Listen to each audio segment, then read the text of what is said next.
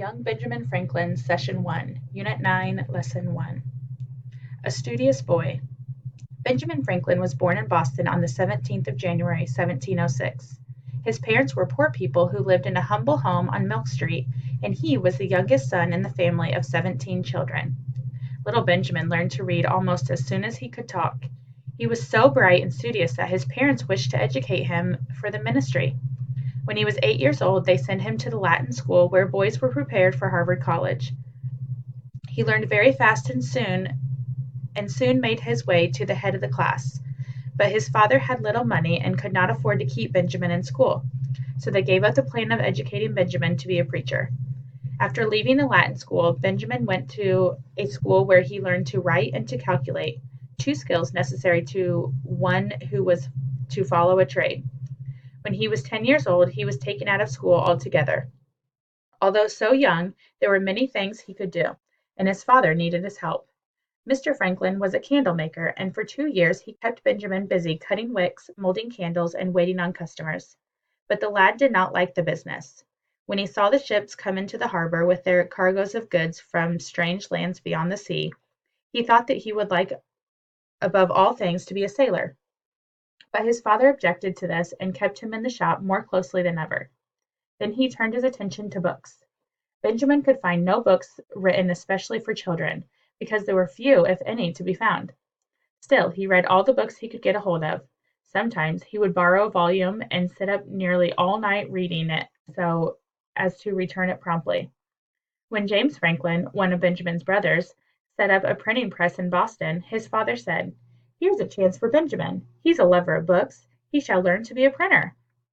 And so, at the age of 12 years, the lad was apprenticed to his brother to learn the printer's trade. James Franklin's press published a newspaper called the New England Courant. It was the fourth newspaper published in America. Benjamin Franklin found his brother to be a hard master. James was always finding fault with his workmen. Sometimes he would beat young Benjamin or shout at him for no reason. When Benjamin was nearly 17 years of age, he decided he would not endure this treatment any longer. He told his brother that he meant to leave him and find work with someone else. His brother was alarmed. He went to all other printers in Boston and warned them not to employ the lad. Their father took the elder brother's part and scolded Benjamin for being so hard to please. But Benjamin was determined that he would do no more work in James' printing house. Chapter 2. In Search of Work. Since he could not find employment in Boston, Benjamin decided he would run away from home. He would go to New York and look for work there. He sold his books to raise a little money. Then, without saying goodbye to his father or mother or any of his brothers or sisters, he went on board of a ship that was just ready to sail from the harbor. It's not likely that he was very happy while doing this. Long afterwards, he said, "I reckon this is one of the first errata of my life." What did he mean by errata? Erratas are mistakes that sometimes cannot be easily corrected. 3 days after leaving Boston, Franklin arrived in New York. It was then October in the year 1723. The lad had but very little money in his pocket. He knew no one in New York. He was 300 miles from home and friends. As soon as he landed, he went about the streets, looking for work. New York was only a little town then, and there was not a newspaper in it. There were only a few printing shops, and these had little work to do. The boy from Boston asked at every place, but he found that nobody wanted to employ any more help.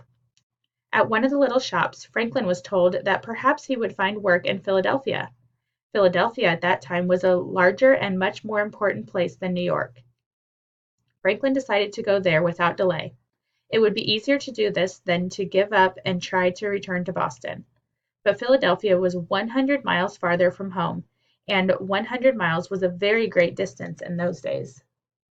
There are two ways of going from New York to Philadelphia. One way is by sea, the other is by land across New Jersey. As Franklin had but little money, he decided to take the shorter route by land, but he sent his little chest containing his best clothes round by sea in a boat. He walked all the way from Perth Amboy on the eastern shore of New Jersey to Burlington on the Delaware River. Nowadays, you may travel that distance in about an hour, for it is little more than 50 miles.